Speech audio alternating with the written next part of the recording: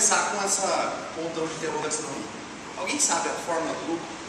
Fórmula secreta do lucro? Eu coloquei ela agora para também ninguém assustar. Já ouviram essa fórmula? Já ouviram falar?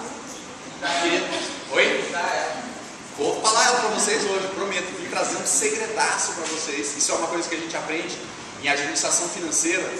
Quando a gente está fazendo a faculdade de administração, eles dão uma aula assim, de 6 semestres para contar no finalzinho qual que é a fórmula do lucro. Alguém arrisca? Exatamente. É a fórmula mais simples do mundo. Receita menos despesa igual a lucro. É só isso, gente. A fórmula secreta. Como que eu faço para ter dinheiro? Responda, por favor. Você já tem a fórmula matemática. Quem é bom de matemática aí? Eu preciso que a minha despesa seja menor que a minha receita.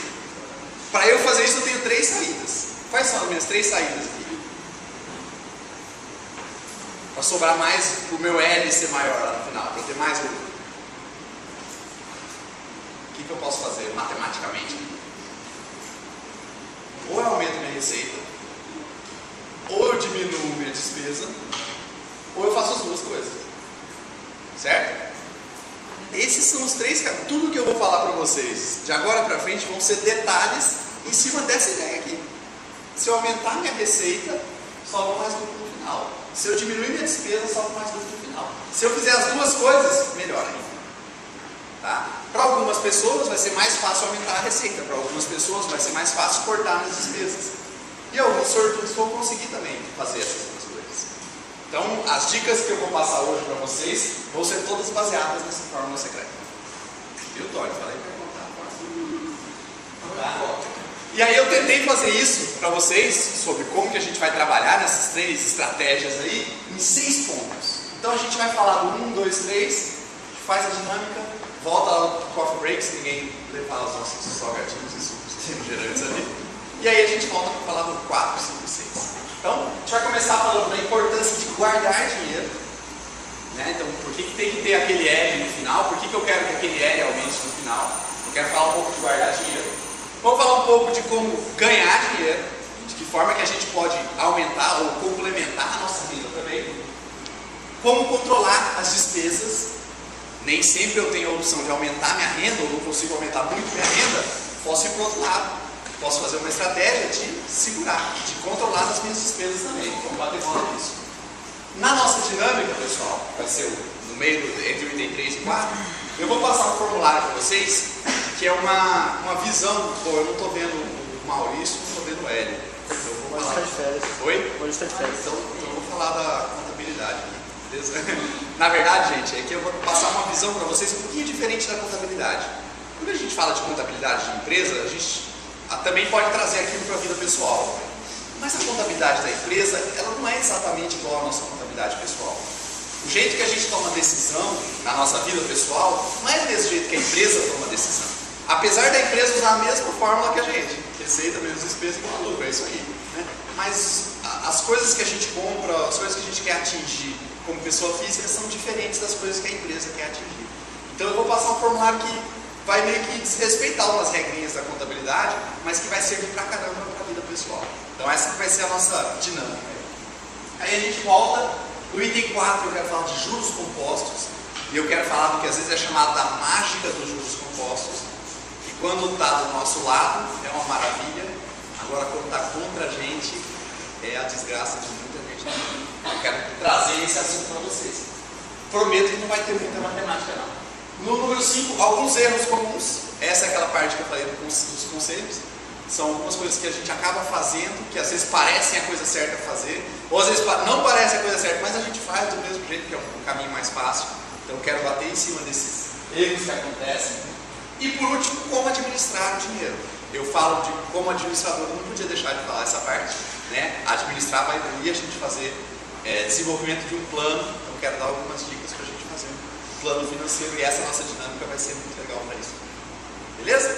Então esses são os tópicos que a gente vai falar. Vamos começar pelo primeiro, a importância da gente guardar dinheiro. Eu separei também 3 pontos que vão fazer, mostrar para nós o porquê que é importante a gente guardar dinheiro. aqui é inescapável. Eu preciso guardar dinheiro. Eu estou tentando dar a justificativa de por que fazer isso. Porque é necessário. Porque eu tenho que pagar as minhas contas. Porque eu tenho que trazer o leite das crianças no final do mês. Ah, não, cansei. Esse negócio de trabalhar, dá muito trabalho. Não quero mais, agora eu vou ficar só em casa. Legal, quem que vai pagar a Enersul? Quem que vai pagar o aluguel, a prestação da casa?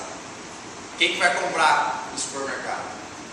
Então, o primeiro motivo da gente ter que guardar dinheiro é realmente a necessidade. E essa não tem como escapar. E eu sei que essa não é muito motivadora. Né? Ah, que saco, eu tenho que fazer porque eu tenho que fazer. Então, a gente não vai bater só em cima da necessidade, porque além da necessidade, tem os nossos objetivos. Todo mundo, cada um aqui tem os seus sonhos. Sonhos diferentes, quer alcançar coisas diferentes. Mas a gente tem alguns objetivos. De repente hoje eu estou morando de aluguel. E aí todo mês eu tenho que pagar aquele aluguel unido, né? Às vezes é bom, aluguel se for da financial, bacana. Fala no aluguel. Oi? Exatamente. Às vezes eu vou pagar aquele aluguel, puxa, meu sonho é poder ter a minha casa própria. Então, a gente tem esse objetivo. Como é que eu vou conseguir a minha casa própria? Eu vou precisar de dinheiro. Eu tenho que pagar por ela.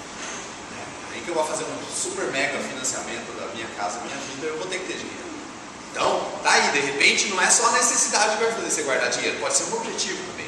E eu estou usando como exemplo o objetivo da casa, que acho que é um objetivo mais geral, que está mais próximo do que todo mundo está procurando. Mas eu também posso ter as minhas conquistas. Por que eu vou ter que ter só os objetivos de vida ou da família? Tem as coisas que eu quero conquistar pessoalmente. De repente eu quero ter um carrão mais ajeitado do que o carrão dos meus colegas. De repente eu quero fazer viagem e conhecer outros lugares. Conhecer esse Brasilzão nosso aí, que tem um monte de lugar bacana. Sair do nosso país, conhecer outros países também. Então, tanto a nossa necessidade, quanto os nossos objetivos pessoais, quanto essas possíveis conquistas, que algumas pessoas podem chamar de luxo, mas são coisas que a gente quer buscar também, a gente vai precisar de dinheiro. Então, o primeiro item para falar dessa importância de guardar dinheiro é a gente tentar fazer um exercício, parar para pensar no quais são os nossos objetivos. O que eu quero conquistar? Por que eu falo isso, gente? Porque eu já várias pessoas eu já orientei, já falei em relação a guardar dinheiro, a importância que é, como que tem que fazer, quais são os controles. E muita gente para no meio do caminho. E normalmente as pessoas que param no meio do caminho param porque elas não veem o porquê de fazer aquilo. Então por isso que no começo eu não estou batendo nessa tecla de o que eu quero atingir. Eu garanto para vocês que vai ser muito menos doloroso, de repente, segurar um pouquinho nos gastos ou suar um pouquinho mais para aumentar a tua receita, se você tiver sempre na tua cabeça o teu objetivo e as tuas conquistas. Então a gente tem que parar, tem que exercitar esse período, é o melhor que tem para fazer isso. Né? Finalzinho do ano, senta lá, dia 31, dia 1º do próximo ano, para escrever um pouquinho o que você quer atingir. De repente não precisa ser o que você quer atingir em 2011, mas o que você quer atingir em 2013, em 2015, onde você quer chegar. Até quando você vai trabalhar, ralar para atingir aquele teu objetivo. Nos Estados Unidos eles têm uma prática que eu acho muito bacana. A minha avó que sempre fala nisso. Os americanos, eles escrevem um negócio que chama resoluções de ano novo. Quem assiste um pouco de filme de sessão da tarde já deve ter visto essas coisas de americano assim. Mas eles têm esse negócio, os caras sentam em família ou sentam sozinhos para escrever o que eles querem atingir no próximo ano. E isso é muito legal, porque a gente como administrador também faz isso. Só que a gente chama de planejamento, né? Não são as resoluções de ano novo, mas é o planejamento das ações que a gente vai fazer no próximo ano. Então o departamento administrativo tem lá listado quais são as ações que eles vão fazer, realizar em 2011, em 2012, quanto que eles vão gastar com aquilo, quanto que eles vão precisar de orçamento para realizar aquilo. Então a gente tem esse costume na empresa de fazer planejamento, mas a gente também pode trazer para dentro pessoal. A gente também pode escrever as nossas resoluções de ano novo. O que a gente quer atingir, o que a gente quer melhorar. Claro que aqui eu estou falando da parte do dinheiro, mas a gente pode fazer isso para outras coisas. Tá? A gente também pode melhorar em outras coisas. Tá? Mas sempre que, se vocês tiverem em mente o que vocês querem atingir, o caminho fica muito menos dolorido. Aquela economia que você vai fazer na hora que de repente está todo mundo indo sair naquela noite, você está precisando guardar aquela grana, Você combinou com você que você ia guardar 50 todo mês. Né? Então, naquela hora, você tem que tentar lembrar desse objetivo e nessas conquistas também. Se não, é difícil, gente. Eu garanto para vocês que ali a gente morre na praia. Tá? Então, não tirar da cabeça esse objetivo, essa meta que a gente tem e a gente quer atingir. Bom, opções. Como ganhar dinheiro. Tá legal. Falei dos objetivos, vamos manter ele na cabeça. Agora vamos começar a mexer na nossa fórmula. Né? Falei que a gente tinha a nossa fórmula. A gente vai começar pelo R, da receita, entrada de dinheiro. Então, algumas formas da gente ganhar dinheiro. Bom, tem uma forma que vocês, por estarem aqui, conhecem, que é o emprego. Trabalho numa empresa, X horas por mês, recebo o meu salário para trabalhar ali dentro. Então, essa é uma das alternativas mais seguras que a gente tem, embora hoje em dia essa segurança não é mais como era antigamente, essa segurança está ligada ao nosso trabalho, ao nosso suor, ao nosso resultado do dia a dia, mas é uma forma da gente ter a nossa renda. É a forma em que mais de 90% da população brasileira se sustenta. Tem lá o seu emprego, de repente não é um emprego, é um estágio, mas é um trabalho que você todo mês vai receber pela renda. Essa é a primeira alternativa, acredito que eu não preciso gastar muito tempo com ela. Mas, gente, hoje em dia, a palavra da vez, todo mundo, acho que eu conversei aqui no corredor, até eu usei a palavra, mas a palavra da vez é correria. Você percebeu que todo mundo correndo? Todo mundo. Você fala, como é uma correria, não sei o que, a gente sempre está com 1 zilhão de coisas para fazer, parece que a gente não consegue fazer tudo que a gente precisava fazer, está sempre faltando, sempre precisando, e aí, claro, está todo mundo sempre correndo. Né?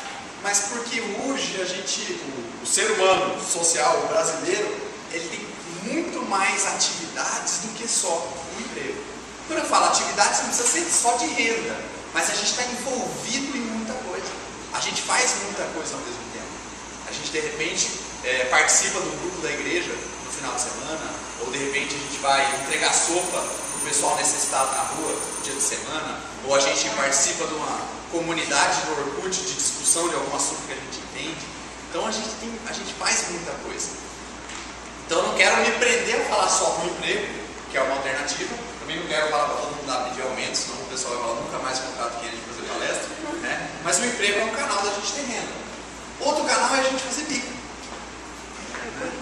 Sei que o Wilson já conheceu esse HD aqui, não sei quem já viu o computador aberto, é esse aqui que guarda todas as informações de vocês.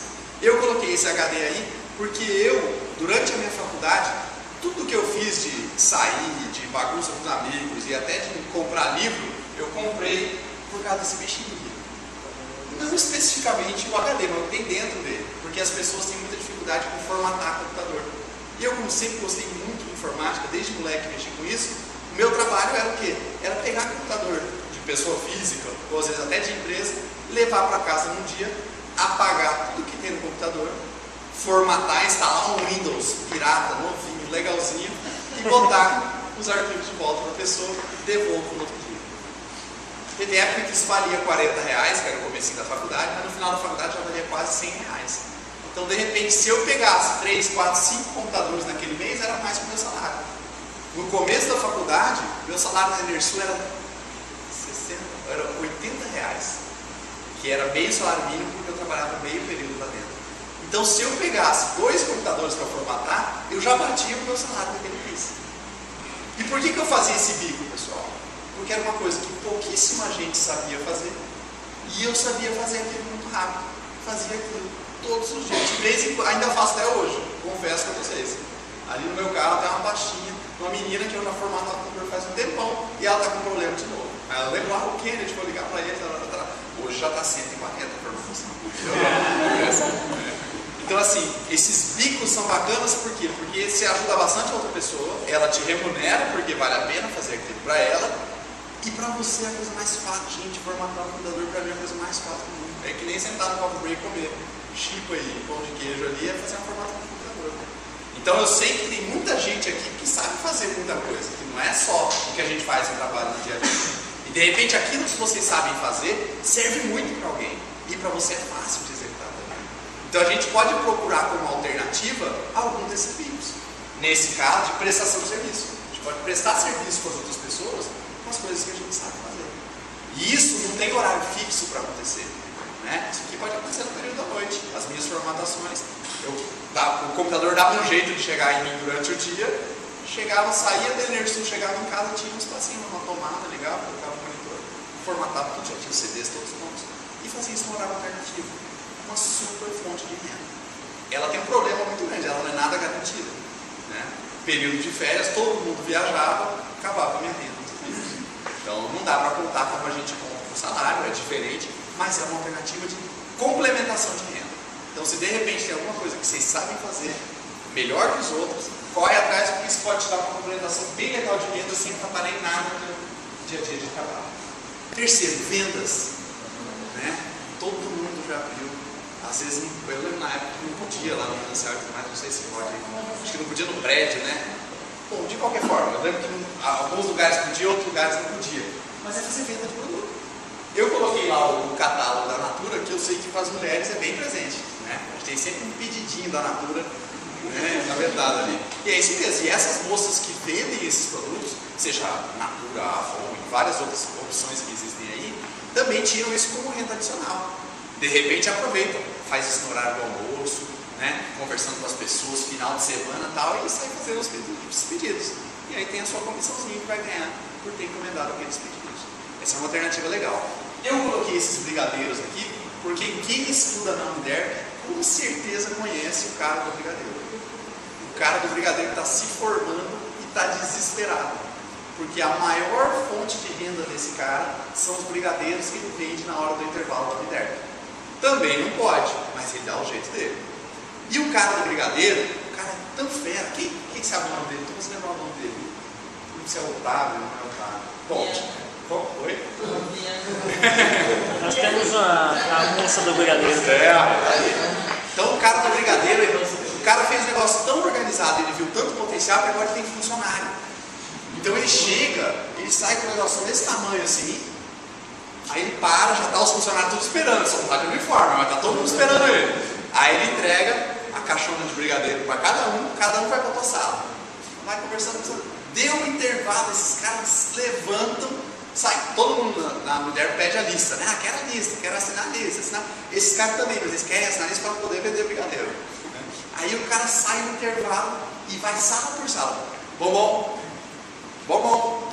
E aí ele vende 2, 3, 4, brigadeirinho, R$1,50, R$1, né? Aí ele abre aquela caixa, né? Aquele cheiro de chocolate, mulherada, todo mundo consegue escapar, né? Então o cara montou o negócio dele de venda de brigadeiro. Aí chega no final da noite, os caras, no final do intervalo, os caras voltam, sentam numa salinha ali, contagem do dinheiro, contagem dos brigadeiros, etc, acerta e volta cada um com sua comissão também.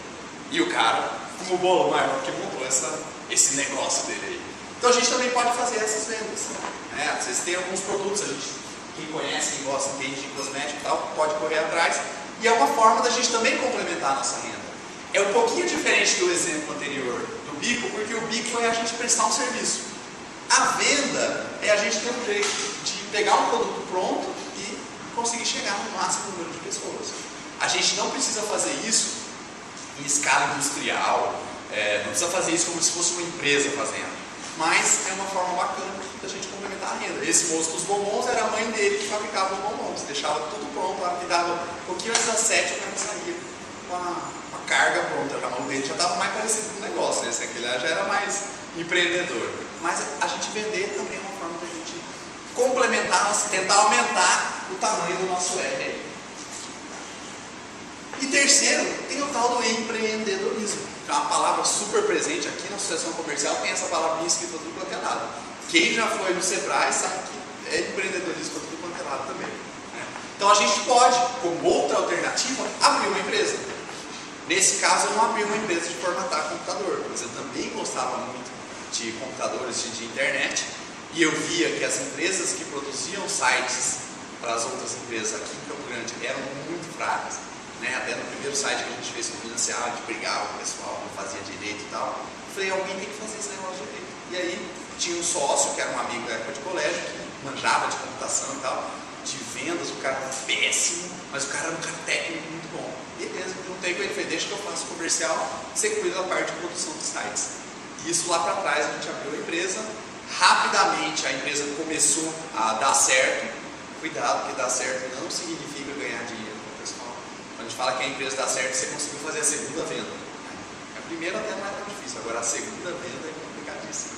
E aí, claro, da segunda foi para a terceira, para a quarta, de repente eu vi que eu não ia conseguir conciliar o emprego do dia a dia, resolvi sair da Financial. Mas eu já gosto de dar uma alerta de cara para empreendedorismo.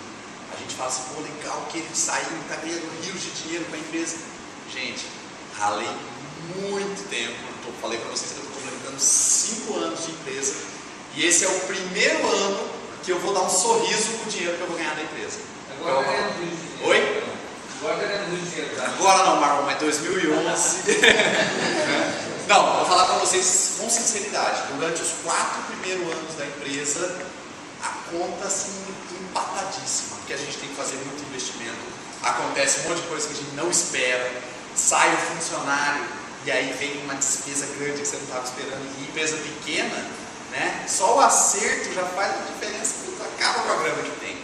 E em 2010 a empresa deu uma super estruturada, a gente está com 10 funcionários, fechamos esse ano com 10 funcionários agora, então agora deu para tirar o dinheiro, agora sim, estou mais contente com o dinheiro que deu para tirar da empresa.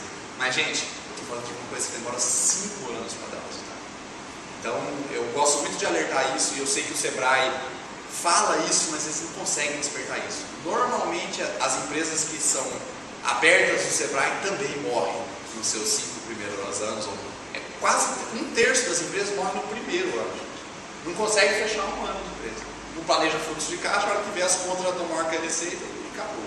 Então, a opção de abrir uma empresa, de repente é um jeito de profissionalizar os bombons, ou de repente é um jeito de profissionalizar representação de venda de alguma coisa, ou prestação de serviço, que era o bico que você fazia lá para trás.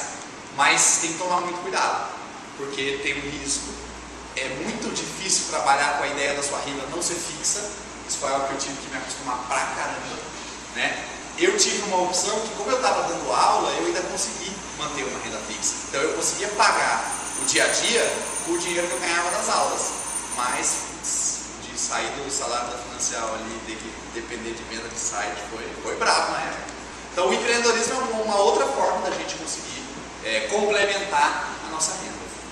Procurar alternativas de negócio, procurar mercados que não estão bem desenvolvidos, que de repente tem uma demanda legal, não procura pelos produtos ou pelos serviços que você vai prestar, e não tem nenhuma empresa oferecendo bacana. Tanto que essas empresas da época que a gente fez o site da Financial, sumiram todas. As 3 empresas que a gente fez o orçamento, e a empresa que fez o site, tudo desapareceu. Não tem atuação no mercado, não tem presença. Então realmente sim, aquele mercado estava precisando disso. Claro que outras pessoas tiveram a mesma ideia que eu tenho meus concorrentes hoje, ou empresas que entraram mais novas que a minha no mercado, mas foi algo que eu gosto muito, e hoje, de novo, esse ano eu consegui ganhar mais dinheiro com a empresa do que eu estava ganhando com as aulas. Então, é um caminho árduo também, é um caminho que vai requerer investimento, então é difícil começar a empresa do zero, né? Você provavelmente vai precisar colocar algum dinheiro. As chances de você quebrar uma empresa não são pequenas. Eu não falei, mas no meio do caminho eu também abri uma empresa que deu errado. No meio do caminho eu abri uma empresa com um sócio, que era uma empresa que fazia corretagem de frete de caminhão. Só que era corretagem de frete de caminhão nos Estados Unidos. Então, basicamente, eu, por causa da minha avó, a dona Cíntia, sempre falei inglês, desde bagulhozinho, né? E esse meu sócio é um cara que ele é de Campo Grande, mas ele morou 7 anos nos Estados Unidos. Então fez faculdade lá, ele sabia falar inglês muito bem também. E quando ele estava saindo dos Estados Unidos, contaram para ele desse negócio que era corretagem de frete. Basicamente, só por curiosidade para contar, nos Estados Unidos esse negócio de caminhão de transporte estava muito organizado. Então os caras tinham sites onde os caminhoneiros paravam no posto de gasolina e falavam lá, ó, eu tenho um caminhão de tal tamanho, eu estou parado na cidade tal e estou querendo ir para tal cidade ou tal região do país. E os Estados Unidos, o país maior que o Brasil, enorme também. Aí as empresas que tinham carga também tinham um site, onde elas falavam, olha, eu estou com uma carga tal, eu preciso levar essa carga da minha cidade para a cidade tal em X dias. O que a gente fazia? Ligava esses dois. Encontrava o cara da carga, falava, ó, tem um caminhão, ligava o cara do caminhão, falava, e aí, seu caminhão, quanto você cobra? Não sei o que, o cara, ó, vou te cobrar $800 para fazer essa viagem. Beleza, aí a gente ia lá, ligava, ó, tô com um cara aqui, $1.200, ele vai fazer a viagem. Não, 1.200 está muito caro, a gente negociava, ligava, tá bom, $1.000, fechado. A gente fechava o negócio, caminhãozinho saía lá de Nova York, ia lá para Los Angeles, do outro lado do país, e sobrava aquela diferença para nós. Então era uma ideia meio maluca assim. Ela funcionou por um tempo, mas depois o sócio, como eu estava dando aula, e estava com a empresa de site, gastando tempo com as duas coisas, ele achou que eu estava me dedicando menos do que eu deveria para a empresa. Aí eu me desliguei dele, a gente dividiu o dinheiro e tudo mais, saí perdendo na época, porque teve diferença de câmbio. Então, para vocês terem uma ideia, quando a gente começou a empresa, a gente tinha que fazer um depósito de $10 mil. Então era $5 mil meu, $5 mil dele. Aí aqueles $5 mil na época, era um pouquinho mais de R$10 mil, que eram minhas poupanças de muito tempo, né? Aí eu doía, aquele dinheiro e tal. Aí colocamos um negócio, nessa época o dólar estava 2,30. Aí na época que a gente resolveu partir a sociedade, o dólar estava 1,80. Deixa vocês fazerem a conta do rombo aí. Mas foi um negócio que não deu certo também. Então antes da gente abrir o negócio, tem que ter precaução, tem que ter certeza que você vai gostar do negócio e principalmente que você vai se dedicar para ele. Senão, dinheiro vai fácil, desaparece. Ele não precisa ser só cambial, né? Desaparece também você perdendo dinheiro no negócio. E tem um último, que talvez você já tenha ouvido falar, mas imagino que não com esse nome, que é a tal da renda passiva. A dinâmica que a gente vai fazer hoje vai girar em torno da ideia da renda passiva. Eu vou citar um livro de um cara chamado Robert Kiyosaki, que escreveu o livro Pai Rico, Pai Pobre. Então vou bater bem em cima da ideia do livro dele. Um cara muito bacana, umas ideias muito legais que eu quero trazer para vocês, que ele fala dos benefícios da renda passiva.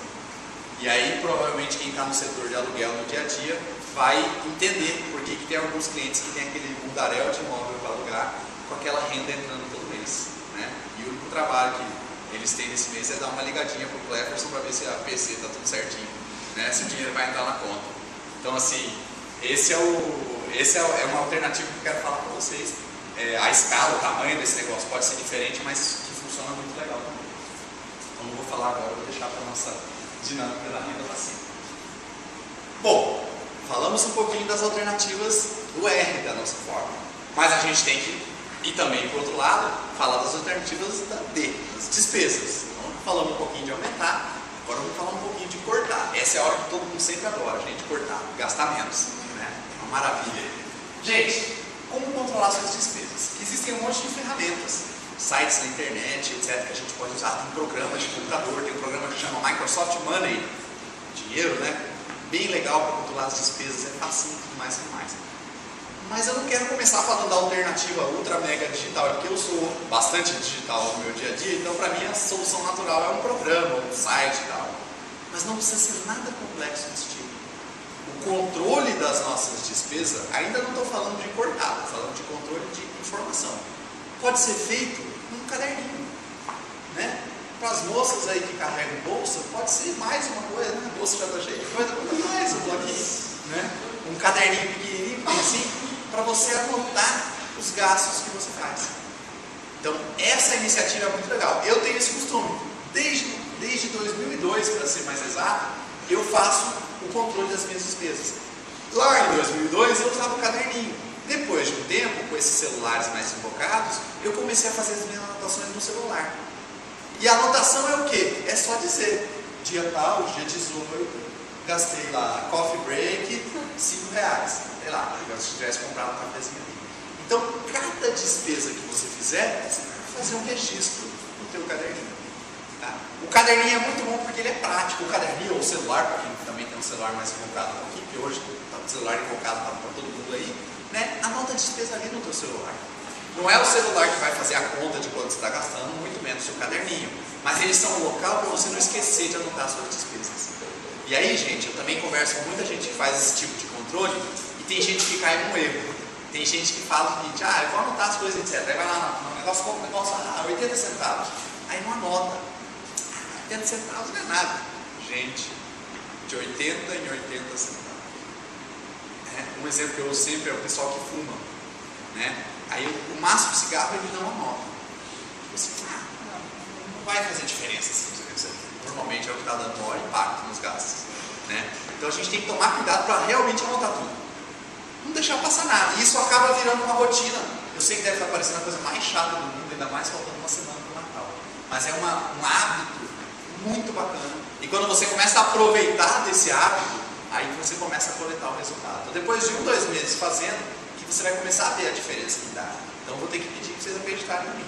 Mas sugiro que vocês comecem pelo caderninho. Anota lá que dia que foi, o que você gastou e quanto que você gastou naquilo. Por menor que seja a despesa. Eu tenho uma categoria no meu controle de despesas que chama cuidador de carro. Sabe aqueles 30 centavos, 50 centavos que você dá para o tio que está cuidando do carro?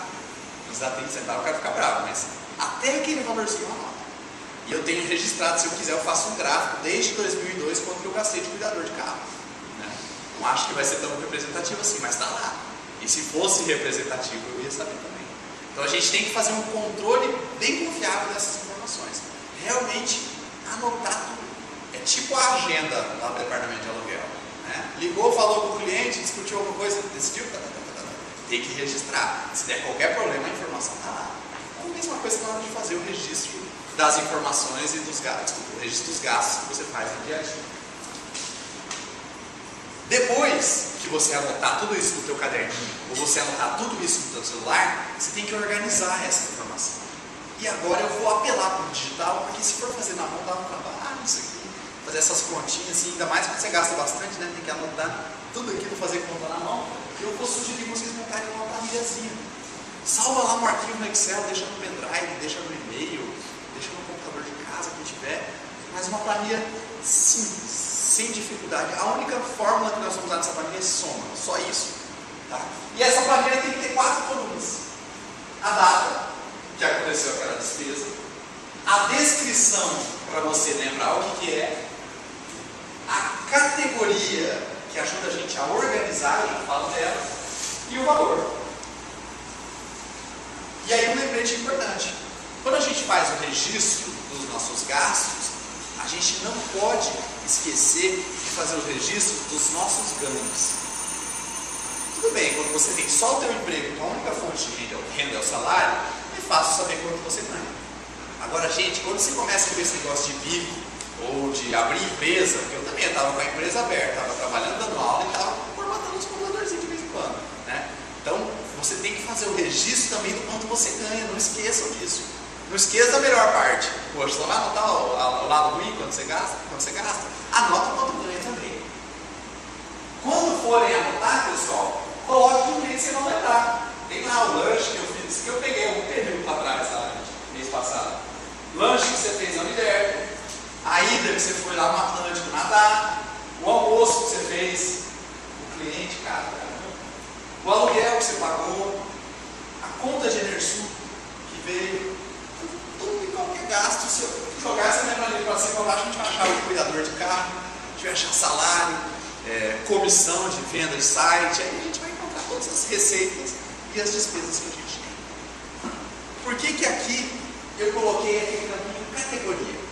O campo categoria, quando eu anoto no meu celular no dia a dia, ou quando as pessoas anotam no caderninho, não precisa anotar a categoria. Deixa a categoria para depois.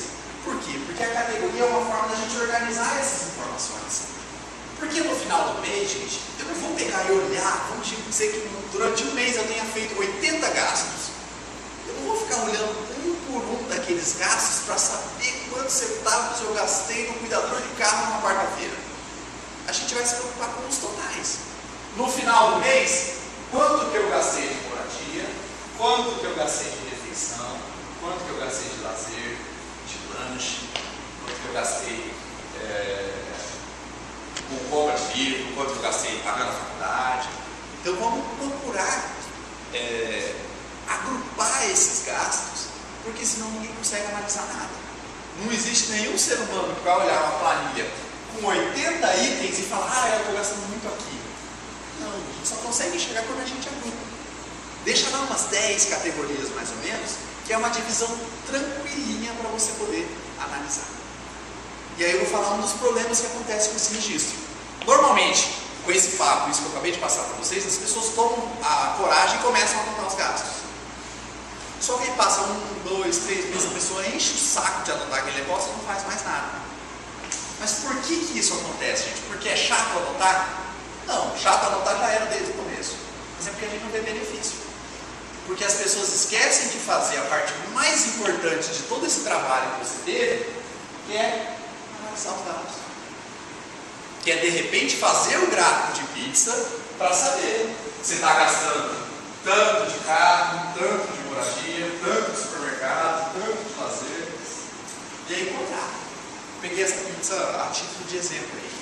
Mas é mais ou menos como fica a distribuição das nossas despesas. Né? Normalmente o nosso gasto de carro e de moradia vão ser o número 1. Esses gastos aí são os mais pesados. Então assim, é uma forma da gente começar a analisar e ver para onde está encaminhando o nosso dinheiro. No Monday, quando a gente gera esse gráfico, ele chama assim, para onde está indo o meu dinheiro? E é isso mesmo, para você saber aonde os seus gastos estão saindo. E aí aqui você vai ter todas aquelas categorias. Então é nesse ponto de analisar esses dados que a diferença começa a acontecer. O que é analisar os dados? Não é nada de outro mundo. É você acompanhar o que você gasta mais do seu dinheiro. Primeira análise, você faz uma pizza dessa. E depois, o quanto que você está gastando com cada item. Porque a partir do momento que você tem essa informação organizada e fácil, você não precisa lembrar de quanto você gastou no mês inteiro, você vai um número só. A partir do momento que você tem essa informação fácil na sua mão, você começa a tomar decisão. Você começa a poder saber o que dos seus gastos são coisas inevitáveis. Eu tenho que pagar o leite das crianças, eu não tenho como escapar. E o que dos seus gastos, de repente, são supérfluos e você pode cortar. Você pode começar a procurar fazer essa ponderação. Pô, legal, eu tenho uma assinatura de revista que está me custando R$15 por mês. Essa assinatura de revista, no final, R$10 por mês, no final do ano ela está me valendo R$120. Será que esses R$120, se tivesse ficado guardado, não ajudava eu a chegar um pouquinho mais perto do meu objetivo? De repente o meu objetivo é, eu vou tirar férias em fevereiro e eu quero ir conhecer uma praia do Nordeste. Quanto que eu vou gastar num pacote para conhecer uma praia do Nordeste? R$1.200 é o preço do pacote. R$120 eu podia ter economizado naquela revista. Já foi 10% da minha conquista que eu estou procurando para eu economizar. Então a gente só consegue, isso que eu estou falando para vocês, esse exemplo que eu estou falando, a gente só consegue fazer quando a gente tem isso anotado, quando a gente tem isso registrado. E quando a gente sabe o que dá para cortar e o que dá para cortar. Pode acontecer uma outra coisa, você vai anotar todos os seus gastos e vai descobrir que tudo que você gasta não dá para cortar nada. E aí o que você faz? Não, pular da ponte não. É isso. Aí você sabe que você vai ter que trabalhar na sua receita. Aí você sabe que a tua saída vai ser procurar mais fonte de dinheiro. Melhorar a tua entrada de dinheiro. Cuidado, hein, gente. Esse negócio de controlar despesa não é para causar depressão, não, né? Você entra e fala, tô lascado, não vou conseguir guardar nada, né? Acabou, tô gastando todo o meu dinheiro. Tem gente que fala assim, eu sei exatamente quanto eu gasto. Quanto? É o meu salário inteiro. Né? Aí não dá. Tá? Então, gente, é uma coisa que dá trabalho. Eu tenho certeza que no começo, putz, vou anotar esse negócio e tal. Mas quando você tiver 2 meses de gastos anotados, jogar isso numa planilha, começa aqui com categoria, vocês vão ter uma sacada que vocês não tinham. Vocês vão descobrir o tanto que vocês gastavam com coisas que vocês nem imaginavam.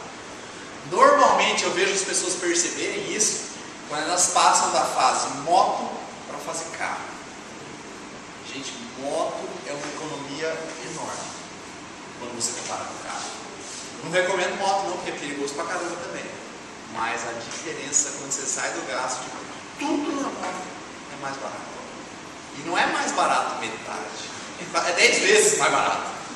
Tá? Então assim, essa mudança normalmente dá um baque nas contas. Né? Quando a gente fala, não, agora eu tô legal, vou manter a prestação do carro, etc. Aí você fala, não, mas eu vou aguentar pagar a prestação. Mas é que além de pagar a prestação, você tem que pagar seguro, combustível fica muito mais caro. Qualquer manutenção que você tem que fazer, né? Que na moto ela é facinho, cara, 2 tiradas de porta que resolve um carro, desgraça. Então assim, é muito legal fazer essas anotações para isso, para você saber o quanto você está gastando, o quanto que as despesas estão aumentando, e dá para ter muita informação bacana. Garanto para vocês, vocês também vão ter que acreditar em mim. Fazer 2 meses de registro, pessoal, não tem período melhor para começar a anotar do que começo de ano. E aí você pega o ano certinho, já desde janeiro, né, para saber o quanto você gasta. Porque tem coisas que a gente gasta todo mês, mas tem coisas que a gente gasta em períodos do ano. Janeiro tem um pouco menos de gasto, dezembro é um mês mais pesado para gastar. Você consegue acompanhar isso ao longo do tempo. Então, façam o controle, mas não esqueçam de fazer a análise. Senão, o trabalho vai por água abaixo. A única coisa que você vai ter aprendido é escrever um pouquinho mais. Né? Então, vamos analisar os nossos dados aí. Galera, vamos fazer nosso câmbio? Beleza? Gente, eu falei que pode ter um pé de verdade. Se tiver uma análise, se tiver uma dúvida ou outra coisa, tá.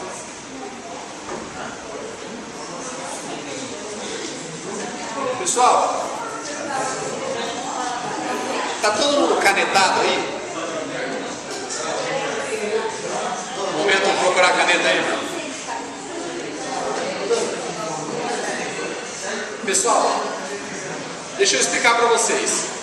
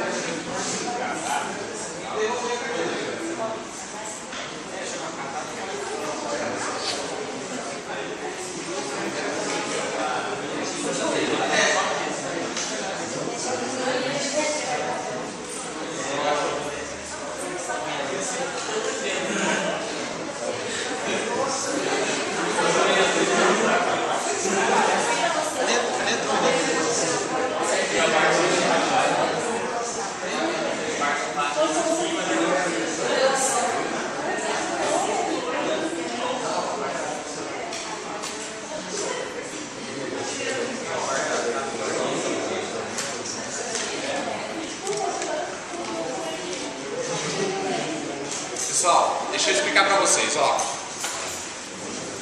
Não dá para ler nada ali, né? Fiquem tranquilos, vocês vão receber algo individual aí. Esse é um exercício que às vezes a gente vai, às vezes quando vocês forem fazer aqui, na hora assim, de repente está o colega do lado olhando e tal, vai querer fazer direitinho e tal. Não é tão importante que o que vocês preencham agora seja os números reais de vocês, tá? Porque o objetivo da dinâmica é eu passar como funciona para vocês. Esse aqui é um exercício também muito bacana de fazer no começo de ano. Eu recomendo que vocês façam ele 2 vezes por ano. Faz uma no comecinho do ano e uma no meio do ano. Esse exercício é como se fosse uma foto financeira. Ele não vai dizer pra gente quanto a gente está ganhando nem quanto a gente está gastando, mas vai dizer onde a gente está. Ele vai ter uma parte de cima, aqui, que vai ser a parte da renda, quanto que a gente ganha todo mês. Vai ter uma parte das despesas, que é quanto a gente gasta todo mês. Aqui embaixo, ele tem 2 campos para o pessoal da contabilidade: ativos e passivos. Tá? É aqui que eu falei que é a hora que a gente vai dar uma sacaneada na contabilidade. Mas ele tem os ativos, que são aquelas coisas, que são os bens que a gente possui, aquilo que é nosso de direito. E ele tem os passivos, que são as nossas obrigações, que são basicamente as nossas dívidas. Tá? Então, esse exercício ele vai tirar uma foto de quanto a gente ganha, quanto a gente gasta, quanto a gente tem e quanto a gente deve. Esse exercício é legal para, primeiro, a gente ter a noção dessas informações. Muitas vezes, quando a gente olha para esses números, de cara já tem alguma sacada. Tá? Você consegue enxergar alguma coisa. Agora, quando você faz esse exercício uma vez, faz a próxima e compara, aí você vai descobrir bastante informação. Tem um último canto dele aqui, ó, que é chamado de análise. Aqui, a gente vai fazer algumas contas para chegar nessa análise, mas é uma forma dele te dar algumas dicas de como você pode melhorar. Tá? Quem desenvolveu essa planilha originalmente não fui eu fiz a tradução dela. É uma planilha do Kiyosaki, do livro Pai Rico, Pai Pobre. Ele disponibiliza no site dele e é uma ferramenta muito bacana. Já usei ela bastante vezes para a gente fazer essa análise. Então, eu vou entregar para vocês e eu vou passar ali na tela o passo a passo de como que a gente vai preencher isso. Quem quiser fazer fictício, por causa do coleguinha do lado ali, faz sem problema nenhum. E depois eu vou disponibilizar para vocês, eu passo para lá, para a Dani, eles distribuem, para vocês poderem pegar ela no Excel. Porque no Excel é muito legal que fica fácil de fazer a conta. Ele vai fazer as somas e as multiplicações, essas coisas todas para nós. Mas vocês aprendendo como é que usa, vai fazer a diferença.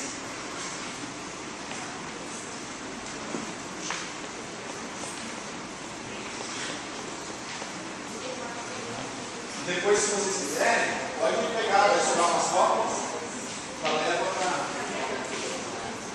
para casa do exame, para lá.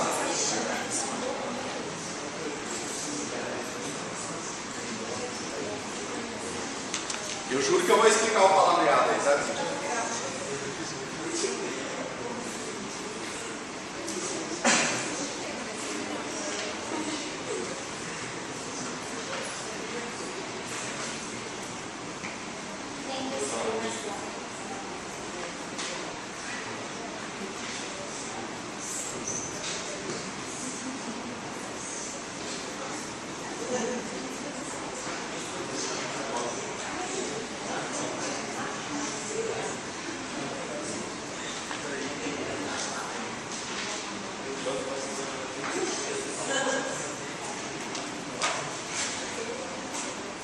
Pessoal, esse é o carinha que eu falei que desenvolveu essa planilha.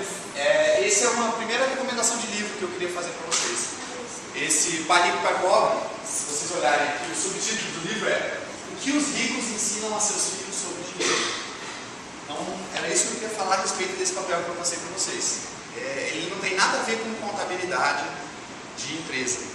Ele é uma forma de pensar sobre o dinheiro que é muito bacana. É essa que ele fala. Imagina um cara que começou, nasceu pobre, e no final da vida dele ficou multimilionário. E esse cara teve um filho. E esse cara precisa explicar para o filho dele como é que o filho dele vai trabalhar com dinheiro, como é que o filho dele vai fazer dinheiro. Esse livro fala exatamente isso. A história é mais ou menos o seguinte: esse Kiyosaki, ele é havaiano. Então ele morava lá no Havaí, os pais dele eram professores universitários. Então não eram pessoas pobres, eram pessoas que estavam numa condição de status social legal, mas que tinham um emprego. E ele tinha um amigo que chamava Mike, e esse Mike era filho de um cara que era super, ultra, mega multimilionário. E esse Mike esse pai do Mike é que ele chama de pai rico. E ele chama o pai dele de pai pobre. Então quando a gente fizer essa conta de vocês aí, essa ideia de rico e pobre tem a ver com aquilo que eu falei de renda passiva para vocês. Então essa é a parte que a gente vai exercitar o cérebro um pouquinho mais, para vocês pegarem essa sacada do que é essa renda passiva e o que ela pode fazer para vocês. Deve ser um livro muito legal, mas a forma deve ter fácil de entender, né, James? Nossa! Muito fácil, bem prático. Você já leu, Gordon? É muito fácil de entender, o linguajar é muito legal e a sacada que eu acho muito importante. Pessoal, então vou passar uma dica para vocês de como que a gente preenche esse fundaréu de dados aí, né? Vamos começar pelo canto superior esquerdo da nossa folha, que diz aí renda mensal. Tá legal? Tá ela aqui um pouquinho maior. Eu joguei alguns números meio rapidinho, só para poder fazer a conta, para poder explicar. Então aqui eu coloquei salários. Aqui ele separa em dois campos. Um é o salário mesmo. Anota lá, quando você ganha que vem no Olerite, sei que vocês já estão manjando tudo de Olerite aí, já coloca lá na conta no final o número importante, tá, gente? Números líquidos aqui. Não importa se o bruto é tanto, desconta tanto de INSS, tanto de imposto de renda, coloca o líquido, quanto que está sobrando no teu salário. E depois eu coloquei lá, renda extra de trabalho. Aqui pode entrar do seu bico, aqui pode entrar das vendas que você faz de produto, e de novo, o líquido, quanto que sobra de dinheiro no bolso. E aí a gente faz um cálculo do total de renda de trabalho. Pessoal, mesmo quem não quiser preencher com os reais, eu queria que vocês fizessem um fictício aí, tá? Pode botar um salário e tal, só para a gente treinar como é que faz. Renda passiva. Gente, o que é alguém passivo? Essa pergunta é meio difícil, né? Aí ficou brava. Não vou mudar. Não vai ter jeito. Essa palavra é muito chata, gente. Mas é o seguinte, essa renda passiva é uma forma de pensar que o Pai Rico e o Pai Pobre ensina sobre o dinheiro trabalhar por você. Ou seja, é uma forma de ganhar dinheiro que não está ligada a quanto tempo você gasta com aquilo. Porque se a gente pegar o nosso salário mensal e dividir pela quantidade de horas que a gente trabalha, você vai saber que você está ganhando de acordo com a quantidade de horas trabalhadas. Né? E que existe um limite de tempo, de horas por dia que você pode trabalhar. Não só pela lei, mas também fisicamente. Então, o seu salário vai estar preso na quantidade de trabalho que você pode fazer. E o bico? Pô, eu até conseguia formatar 2, 3 computadores numa noite, mas não dava para formatar 30. Então, ganhar dinheiro com formatação era algo que eu ganhava do meu esforço e do tempo que eu gastava. O Pai Rico, Pai Pobre diz que as pessoas ricas ensinam aos seus filhos que eles têm que procurar fontes de renda as quais eles não precisem trabalhar para ganhar o dinheiro. Pô, legal ganhar dinheiro sem trabalhar. Como que é isso? Né? Aqui eu coloquei 2 opções: imóveis e empresas. Tá? Por que o imóvel é uma fonte de renda passiva? Porque a partir do momento que eu consegui comprar aquele imóvel, ele é meu, às vezes eu estou até financiando ele ainda, e eu coloquei o imóvel para alugar, contanto que o que eu recebo de aluguel, líquido de novo, seja maior do que os gastos que eu tenho para manter aquele imóvel, teoricamente, exato, se imagina se eu consigo alugar o meu imóvel por um valor que é acima do valor da prestação do meu financiamento. Né? A partir do momento que isso acontece, teoricamente, se você ficar em casa sentado, aquele dinheiro vai entrar. Pode ser que não seja um dinheiro, pode ser que você vai conseguir alugar por 900 e a prestação é 800. Mas vai sobrar 100 reais que você consegue ganhar sem precisar trabalhar. Você precisou trabalhar para bolar isso tudo, para fazer a compra do imóvel, você teve que desembolsar o dinheiro. Mas depois que ele começou a rodar, essa grana começa a entrar para você. Uma outra forma da gente ter renda passiva são empresas. Pô, falei para vocês, eu estou há 5 anos ralando com a minha empresa e não pretendo parar. Mas se de repente eu falar assim, não quero mais gastar meu tempo na empresa gestão ativa e quero abrir uma empresa para fazer frete de caminhão, vou insistir naquela ideia maluca, né? A empresa já me dá algum dinheiro. Se eu não quiser trabalhar, não quiser passar nenhum minuto da minha vida lá, vai sobrar um dinheirinho no final do ano para mim. Que é o que a gente chama dos dividendos, né? Quanto que a empresa vai dar de lucro para os seus donos. Então, ser dono de empresa ou dono de imóvel é uma forma de você ter renda passiva. Renda com os imóveis, renda com as empresas. A gente vai chegar nessa ponta lá. Aí, renda de investimento. Essa é uma que eu gosto bastante. Eu vou falar na hora que a gente voltar do nosso coffee break. A gente pode fazer aplicação financeira. De repente eu consegui receita menos despesa, sobrar um pouquinho de lucro, e eu não tenho grana suficiente para comprar o imóvel, eu não tenho grana suficiente para abrir uma empresa, ou eu não sei, não quero, não gosto de abrir empresa, eu posso pegar o meu dinheiro e aplicar no fundo de investimento. Se de repente eu tenho um fundo de investimento que está dando 10% ao ano, eu consigo colocar 10 mil reais nesse fundo. No final do ano, eu tenho 11 mil. Teoricamente, ganhei esse dinheiro sem precisar trabalhar. Então, eu vou bater muito nessa tecla para vocês de que a gente pode procurar essas fontes de renda passiva ou de investimento e que elas tendem a trazer resultados bacanas também. Então, eu coloquei rendimento de aplicação, que não tivesse valor na poupança, e rendimento com ações. Vou falar também um pouquinho de ações, é uma outra alternativa, bem mais arriscada, mas que também é um tipo de investimento. Total de investimentos, né? Vamos somar esses dois. Total de renda passiva, vamos somar esses dois. Total de trabalho, vamos somar esses dois. E lá no final a gente vai ter a nossa renda total. Importante, essa conta é mensal, tá, gente? Então, de repente, às vezes a empresa dá um dinheiro para mim no final do ano. Eu tenho que dividir esse valor por 12 para trabalhar com uma média. Ah, Kenneth, mas eu não sei exatamente quanto eu gasto, eu nunca fiz esse controle que você falou do caderninho. Não tem problema. Agora, pelo menos para a gente aprender, estima. Você sabe que estimativa é o nome elegante para chute, né? O administrador nunca chuta, ele estima. Então, estimem o valor. Mas pelo exercício de fazer essa fotografia da renda. Alguma dúvida, gente? O preenchimento dessa renda? Tá, essa renda vamos supor que é algo que seja imprevisível, por exemplo, quem trabalha com comissão. Você não sabe quanto você vai receber no próximo ano. Verdade. Na medida do possível, vamos tentar fazer uma média.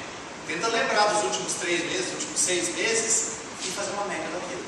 Se for uma comissão que você recebe anualmente, pega aquele total e divide por 12, tá? Então, não, pode ser que não vá bater direitinho. Mas se você já tem um registro daquilo que eu falei, até o imprevisível você consegue calcular uma média. Né? Como eu falei, consultoria para mim é um trabalho bem imprevisível. Às vezes está super bom, às vezes está super morno. Mas eu consigo pegar em 2010 quantos foram o trabalho de consultoria, dividir por 12 e saber quanto isso eu ter. Tá? Então, assim, esse lançamento, na verdade, eu vou fazer quando efetivamente eu receber as rendas. Não, sabe por que não, Jacques? Porque olha só, aquele registro que eu falei anteriormente, sim, entrou na nota. Não entrou na nota. Esse aqui é diferente, ele é mais uma fotografia. Eu quero ver como estão as finanças da Jaque agora. Então vamos trabalhar só com a média. Entendeu? Média para trás e depois a gente vai estar nos patrimônios, nas dívidas. Então, na verdade, aquela que eu estou fazendo diária para depois, pelo mês, eu vou depois lançar nessa daí. Exatamente. O ideal é esse. Para isso eu preciso já ver o que efetivamente entrou, o que efetivamente saiu para fechar. Exatamente. Mas vale a pena fazer uma foto agora, mesmo que seja um chute, porque ele vai te dar a ideia. E daqui 6 meses, quando você tiver feito o seu registro, você tirar essa foto de novo aí com informação redondinha, você faz uma comparação e você vai ter bastante informação legal. Tá? Sim. Mas aí nesse caso, aproveitando que a Jaque, se for o caso, é só esmiuçar mais ali, né? Salário, comissão, você pode colocar. Isso, pode detalhar. Como ele é uma planilha no computador, depois eu vou fornecer o arquivo do Excel, você também poderia inserir aqui, para dividir um pouco melhor, né? Para saber o quanto é de salário, quanto é de comissão, na verdade. Né? Mas, de novo, aqui é mais um resumão e uma fotografia. O outro que é realmente mais detalhado, não deixa passar nada, vai nos centavos. Beleza a parte da renda, gente? Então, vamos botando os números aí. Só que tá com os curiosos do lado aí, vai criar. Bom, próximo bloco, pessoal, logo abaixo desse, é o bloco das despesas mensais. Tá? Aqui, pessoal, eu coloquei algumas categorias que vocês também podem mudar. Fiquem à vontade. Tá? Esse aqui eu peguei da planilha dele, dei uma traduzida, mudei uma coisa ou outra. Tá por aí. Então, despesas. Aonde eu gasto o meu dinheiro? Se você já tem o registro direitinho, é facinho de preencher. Se não tem, vamos estimar também só para fazer o exercício. Né? Então, quanto gasta de imposto de renda, se é que gasta, IPTU, prestação do imóvel, conta de consumo, manutenção da casa, seguro da casa, alimentação, outras despesas, tudo, despesa do cartão de crédito, prestação do carro, gasto do veículo, outra parcela, outra prestação que você tem, até chegar nas nossas despesas totais. Próxima etapa. Embaixo desse aí tem o chamado ativos. Esse nome a gente roubou da contabilidade, mas é diferente aqui a ideia. Então é o seguinte, vocês vão perceber que aqui tem ativos e ativos acessórios. Se vocês fossem para um banco, com a declaração de imposto de renda de vocês, para o banco ia chamar tudo ativo. Tudo isso que está listado aqui seriam ativos. Mas o Pai Rico, Pai Pobre, ele faz essa separação. Ele chama a casa e o carro, os carros, de ativos acessórios. Porque apesar deles serem bens, são sua propriedade, então para todos os efeitos eles são ativos, eles não geram receita, mas geram despesas. A gente tem, vocês viram lá no slide anterior, do item 2 até o item 8, ali é tudo despesa de casa. Né, que a gente tem, obviamente, a gente não consegue escapar dessas despesas, são despesas que a gente tem com moradia. Então esses ativos, eles, ao invés de serem ativos que trabalham para você, eles são ativos que geram despesas para você. Tá? Isso não é ruim, mas para o conceito que a gente está levando é importante a gente separar, que é esse conceito da renda passiva. Então, nos ativos a gente vai preencher conta de banco, quanto que tem na conta de banco, pode ser positivo ou negativo. Ações, se você tem algum investimento em ações, fundos de investimento, se você tem alguma grana para um fundo aplicado ou dinheiro na poupança, recebíveis, de repente você vendeu alguma coisa e está recebendo parcelas de retorno, prestou algum dinheiro, de repente, alguma coisa assim, e imóveis. Pessoal, aqui nos imóveis não é a receita de aluguel, é o valor de mercado do imóvel menos o quanto você está devendo. Então é saber o quanto você tem de valor líquido. Acabei de comprar uma casa de 100 mil, mas eu só paguei 10 mil dela, estou devendo 90. Né? Então você vai colocar o valor aqui, os 10 mil você já pagou, que é seu. Tá? Então, desculpa, você vai pegar o valor de mercado da casa menos os 90 mil que faltam para pagar, que se for agora vai ser os 10 mil que você já pagou. Pode ficar negativo, né? Isso pode ficar negativo também, porque você pode ter uma dívida maior do que o valor do imóvel ganhou. Exato, então aí é esse tipo de sacada que você começa a ter, né? A receita do imóvel e mais. Na verdade, esses imóveis são os que geram receita. Não o que você mora. O que você mora vai tirar do lado de baixo. Tá? Desculpa, gente, bem atentado lá. Esse imóvel aqui, pessoal, esse for imóvel de renda. Tá? Esse imóvel, se for imóvel que gera renda, imóvel que você está locando. O imóvel que você mora, a sua casa, vai entrar na parte de baixo. Essa questão aqui entra ali no investimento plano de previdência, essas coisas. Sim. Título de capitalização, essas coisas todas. Com certeza. Pode botar o saldo deles aqui na parte dos fundos de investimento. Com certeza. Se vocês acharam que a parte das despesas era ruim, vamos para os passivos. Pessoal, outro nome para esses passivos, um pouquinho menos técnico, é a parte das dívidas. E é a parte que normalmente a gente tem que correr atrás pra caramba. Nos passivos eu coloquei lá, dívida com cartão de crédito, né? É fácil pagar aquela parcela mínima, deixar o resto escorregar. Coloca o total que você tem a pagar com cartão de crédito. Financiamento do carro, coloca o total que você tem ainda para pagar.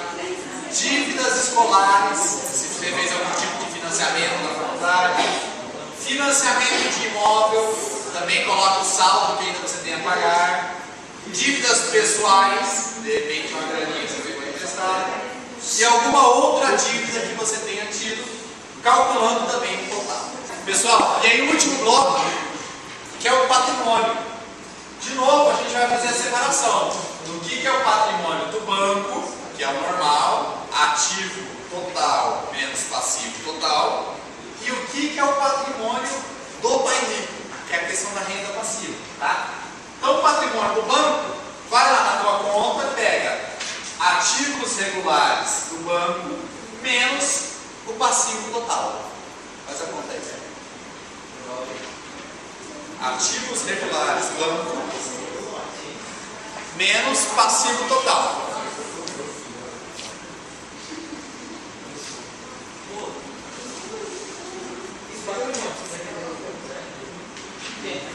Essa conta vai entrar no patrimônio. Essa conta vai entrar no patrimônio. Isso, patrimônio banco. Essa conta é patrimônio banco.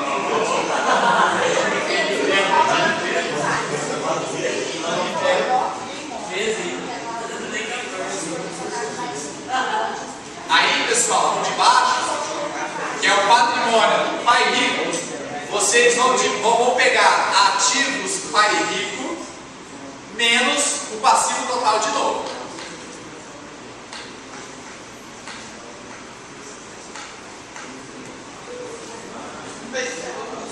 Agora lascou. Pessoal, é só para avisar, esse papel vai ficar com vocês, tá? Apesar de eu ter colocado o nome e data, é nome e data para vocês mesmo, não precisa devolver não. Já que eu não vou ficar enchendo no dinheiro que tem, não. Depois o cara fica olhando. Pode deixar.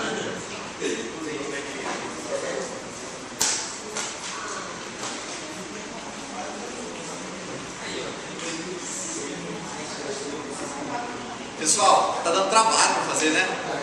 Tanto de conta e vai, e lembra número. Mas e aí, o que adiantou fazer essas contas todas? Qual que é a importância de fazer essas contas todas?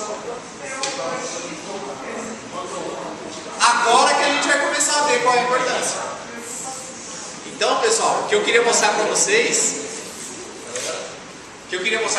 é que muitas vezes vai dar trabalho, a gente vai gastar tempo para registrar todas essas informações, para relembrar, para fazer conta, para chegar no valor e etc.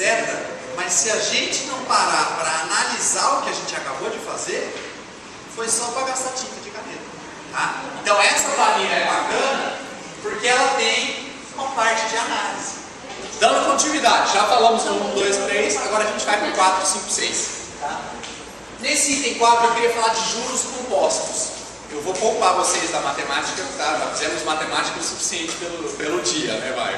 Pelo final de semana, pelo final de ano já está com matemática. Mas eu quero falar um pouquinho de números ainda. Aqui as contas já estão feitas. E eu queria mostrar para vocês o poder e o potencial que os juros compostos possuem. O que é a ideia do juro composto, pessoal? É os juros sobre os juros. Ou seja, digamos que eu tenha feito nesse exemplo uma dívida de R$1.000 a juros de 12%.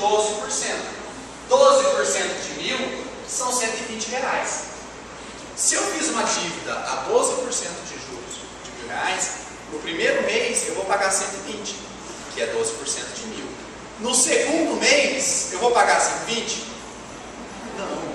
Por quê? Porque a minha dívida agora é 1.120 e 12% de 1.120 já é 134,40. Então já aumentou em R$14,40 minha dívida do segundo mês. No terceiro mês, ela foi para 150, aumentou mais R$16. No outro mês, 168, aumentou R$18. Então vocês percebem que os juros vai ficando cada vez maior quanto mais o tempo passa? Então isso é o que a gente chama dos juros compostos. É juros em cima de juros.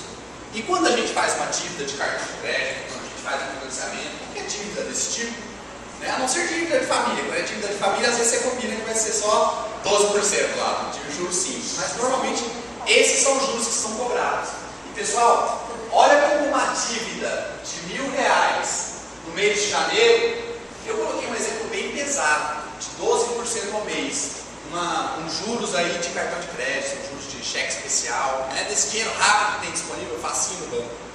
Olha como que R$1.000 que você pegou emprestado em janeiro, em dezembro, está valendo quase R$4.000.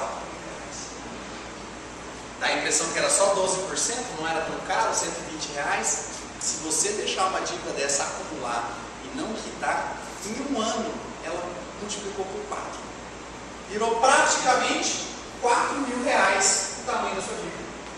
Tá? Então, os juros, quando são compostos, um em cima do outro, eles têm o poder de crescer muito e muito rápido. Mas eu quero mostrar que a gente também pode usar os juros compostos para o nosso lado, para a nossa vantagem. Porque ao invés de a gente fazer uma dívida, a gente pode fazer um investimento. E quando eu invisto o meu dinheiro na poupança, quando eu invisto o meu dinheiro num fundo de investimento, eu também recebo juros compostos, ou juros sobre juros. É claro que não vai dar para receber 12%, como o banco consegue fazer. Então eu fiz uma simulação, apesar de hoje em dia 1% também está difícil de conseguir, mas só para efeitos de simulação, eu fiz uma simulação de um investimento de R$1.000 feito em janeiro de 2008, cobrando 1% de juros. Né? Parece que seriam R$10. No final de 12 meses, R$1.000 rendendo R$10 por mês, parece que seria 1.120. É isso? Mas ele vira 1.126. Putz, que eu tirei R$6, né, da minha conta. É isso que eu estou falando, tá certo? R$10, 1.120. Eu ganhei R$6 só de juros, né? Mas o que acontece nos juros compostos? O importante aqui é consistência no tempo. Ou seja, você não fazer um investimento uma vez só, você fazer algum investimento todo mês, mesmo que ele seja pequeno, e você deixar o seu dinheiro por bastante tempo. Porque se a gente começar o ano seguinte, de 2009, por exemplo, com 1.126, no final daquele ano, a gente vai ter subido esse valor para 1.300 e alguma coisa. Se passar mais um ano, já vai subir para 1.500 e alguma coisa. Então, quanto mais dinheiro você tem, mais rendimento você vai ter também. Tá? Acho que essa conta não surpreende muito, né? Ninguém fala, ah, beleza, vou ficar R$6 mais rico porque eu coloquei esse investimento nos juros compostos. Então, a gente tem outras opções e alternativas de investimento. E aqui eu tentei colocar algumas das opções, algumas das alternativas mais comuns que a gente faz no investimento. Então eu coloquei a poupança. A poupança, por muito tempo, as pessoas falavam que era um péssimo investimento, que ela rendia muito pouco, etc. Porque o rendimento da poupança ela é uma taxa fixa de 0,5% ao mês, mais uma taxa que eles chamam de TR, que é taxa referencial. Mas no final das contas, a poupança rende alguma coisa entre 0,6% e 0,8% ao mês, que não é muita coisa, mas a poupança tem a vantagem de que ela não tem imposto de renda cobrado sobre ela. Então, o valor que você render na poupança é o valor que você realmente vai ter, diferente das outras alternativas de investimento que eu vou colocar aqui embaixo. A poupança, ela tem uma desvantagem, porque o rendimento dela é feito a cada 30 dias, que é o que a gente chama da data de aniversário da poupança. Então, digamos que eu consegui fazer no final do ano, peguei lá o 13º, sobrou, eu vou conseguir guardar aqueles R$1.000 que eu mostrei na tela anterior. Então, esses R$1.000 aplicados na poupança dia 17 de dezembro, quando for dia 17 de janeiro, ela vai render 0,8%. Vai render lá os R$80. Então, o rendimento acontece a cada mês. Digamos que por algum motivo eu tive que tirar o dinheiro. Eu precisei desse dinheiro dia 15 de janeiro. Não chegou no dia 17. Não rende nada a poupança. Então, a poupança ela tem essa desvantagem que é a data de aniversário. Diferente dos outros investimentos, que a qualquer tempo que você tirar, você vai tirar tudo que rendeu até ali. A poupança é só de mês em mês. Tá? Se você pegar e acrescentar, ótimo, aquele novo valor que você colocou vai estar em 30 dias, vai render. Ele separa cada investimento que você faz. Exato. É tudo pelo próprio computador, do sistema que faz, mas é separado. Dá 30 dias daqueles R$1.000, vai render os R$1.000. Se no dia 6 do mês você colocou mais R$500, no 6 do outro mês vai render daqueles R$500. Ele vai fazendo esse rendimento para você. Mas é sempre na data de aniversário. Vantagem da poupança. Vantagem da poupança é para quem tem pouco dinheiro para começar. De repente eu quero começar a guardar alguma coisa, puxa, mas é R$30 por mês, R$10 por mês, R$50 por mês. A poupança não tem valor mínimo, você pode aplicar qualquer valor. Então, você aplica na poupança. É a primeira opção para quem está começando a poupar. Vai ser a primeira vez que vai conseguir realmente guardar algum dinheiro, ela se torna uma boa opção. Oi? Você investir todo mês no mesmo dia para você não perder. Ótimo. Para você se organizar, procura sempre fazer a aplicação no mesmo dia, porque aí você sabe qual é a data de aniversário. Porque se for cada uma num dia, você nunca vai saber qual que é a data e nunca vai saber qual a melhor data para você fazer uma retirada, por exemplo. Né? Então eu recomendo a poupança sempre para quem começa. A partir do momento que você já pegou o jeito, já está investindo um dinheiro um pouco mais legal na poupança, de repente você já saiu, já está ali com uns R$1.500, R$2.000 guardados na poupança, e está rendendo muito pouco, quero procurar outras alternativas, outras opções, eu indico que o próximo passo sejam os fundos de investimento. Os fundos de investimento são de vários tipos e eles são feitos nos bancos de vocês. Então, qualquer banco que você for, Banco do Brasil, Caixa, HSBC, a financiada está pagando em qual banco? Do Banco Bradesco? Bom, o Banco do Brasil tem um monte de fundos super legal, fundos que você pode começar com R$200 aplicado, ou seja, o investimento inicial. O fundo de investimento, às vezes as pessoas têm a impressão de que você tem que aplicar todo mês, obrigatoriamente. Não é verdade. O fundo de investimento você aplica quando quiser, contanto que seja dentro do valor mínimo. Né? Então, no Banco do Brasil, normalmente esse valor mínimo é de R$200. Tendo R$200, você pode fazer uma aplicação. Então, quem estiver já evoluindo para depois dos R$1.500, R$2.000, pode começar a migrar da poupança para os fundos de investimento. Para quem está começando, eu recomendo os fundos de renda fixa, que são fundos mais seguros, assim como a poupança, né, e que todo mês vão render alguma coisa entre 0,7% e 0,9%. Mas tem um detalhe, os fundos de investimento você paga imposto de renda. Tá? Só que o imposto de renda ele não é pago pelo valor total que você está aplicando. O imposto de renda é pago, você tinha colocado naquela hora, sobre o que render. Então, na verdade, quando eu falo assim, você vai pagar 15% de imposto de renda, não é 15% do quanto você tem, é 15% do que render.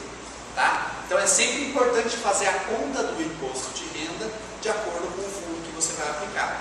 O imposto de renda em fundos de investimento, hoje, falo hoje porque essa informação varia, mas hoje ele é dependente do prazo que você deixa o dinheiro. Se você for deixar o seu dinheiro num fundo de investimento para sacar ele em menos de 6 meses, digamos que um objetivo que você botou é que você quer viajar para a praia no final do ano. Você vai precisar lá de R$600. Então você vai combinar consigo mesmo, você vai guardar R$100 por mês nos próximos 6 meses. Se você for fazer isso, é melhor você usar a poupança. Por quê? Porque no fundo de investimento, quando você investe menos de 6 meses, você paga 22,5% de imposto de renda, que é relativamente alto. Tá? Então assim, não vou entrar nos detalhes, mas é só que se o seu investimento for de curto prazo, mantenha ainda utilizando a poupança. O fundo de investimento é bacana, porém é um dinheiro que você não vai precisar mexer. Olha, esse fundo de investimento é para eu comprar meu carro daqui a 3 anos, ou para eu comprar minha casa daqui a 5 anos. Legal. Fundo de investimento sem errar, pode sair fora da poupança. Mas fundos de investimentos muito mais. Oi? Os títulos de capitalização. Vou falar dele tem um tópico, erros comuns. E um deles é o título de capitalização. Tá? Mas o que? Oi? Qual a porcentagem de investimento nos fundos de investimento? A porcentagem de lucro? De rendimento? Depende, mas se a gente pegar uma média meio geral entre 0,7% e 0,9% ao mês. A sua relação que vai ter depois do imposto não vai ser mais elas com a poupança? Vai sair muito próximo. Por isso que eu disse, se você tem um valor menor e vai investir em curto prazo, poupança sem errar. Agora, se você pretende fazer um investimento de longo prazo e a sua quantia já está acima aí dos R$1.500, R$2.000, essa pequena diferença que dá, ela dá impacto. Então já valeria a pena colocar no fundo de investimento. Né? Menos de 6 meses você vai pagar 22% de imposto, não vale, sem jeito. Agora, se for investimento, se for deixar mais de 2 anos, o imposto de renda já baixa para 15% do rendimento. Tá? Então ainda valeria a pena o fundo de investimento. Beleza? Mas a poupança realmente é mais simples, é mais rápido, é mais fácil. Os fundos de investimento também existem de outros tipos. Tem um tipo de fundo que chama fundos multimercados. Fundo multimercado, a ideia é que os caras pegam o seu dinheiro, o banco pega o seu dinheiro e aplica em coisas diferentes. De repente é imóvel que está dando dinheiro, eles compram imóvel. Ah, imóvel está dando dinheiro, agora é boi, eles compram boi. Ah, não é boi, agora é dólar, compram dólar. Ah, não, agora é ações, compram ações. Então, basicamente, você deixa o seu dinheiro na mão do banco para ele decidir o que fazer com os seus investimentos. No Brasil, os fundos multimercado normalmente não têm apresentado bons resultados. Ou seja, você corre um risco de dar alguma coisa errada, de repente os caras investiram em alguma coisa errada, para ganhar algo muito próximo do que o fundo renda fixa, que tem um risco muito menor, vai te dar no final do ano 10, 11% de rendimento. Tá? Então, eu não recomendo os fundos multimercado, a não ser que você seja um conhecedor, entende os assuntos, sabe em que aquele banco está investindo, aí você pode até investir no fundo multimercado. Mas normalmente eu recomendo mais usar os fundos de renda fixa. Então, o fundo de investimento é uma alternativa para a tua renda, os seus bens, né, o seu dinheiro guardado, começa a ficar mais representativo. Eu coloquei aqui o INSS e a Previdência Privada. Na verdade, o INSS ele é encarado como um imposto, e normalmente quando a gente olha no nosso lerite, a gente fica pé da vida, né, porque todo mês está descontando aquele valor.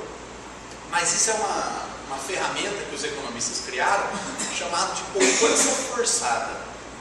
Por saber que as pessoas tendem a pensar mais no curto prazo e não olhar para o longo prazo, os países criam um sistema de previdência pública, que faz com que toda a receita que a pessoa ganhe, um pedacinho fique guardado numa conta que no futuro vai dar o direito de pagar uma aposentadoria para ela. Então o INSS é uma alternativa para aquelas pessoas que vão trabalhar em um emprego e vão ter um longo tempo de trabalho. No final dos seus anos de trabalho, seja lá 20, 30, 40 anos de trabalho que você tiver, o governo vai te bancar de volta uma aposentadoria. Antigamente, essa era a única opção. Com o tempo, essa opção começou a se tornar um pouco problemática. Inclusive, o mundo inteiro está passando por uma crise do sistema de previdência. Por quê? Porque as pessoas estão tendo uma longevidade maior, estão vivendo mais. Então, de repente, a pessoa vai até os 60, 50, 60 anos trabalhando, pagando INSS. Dos 60 até morrer, ela fica recebendo dinheiro. Só que agora a gente tem uma grande parcela da população que está passando dos 75, 80, 90 anos às vezes. E esse pessoal vai ficar o tempo todo arrecadando.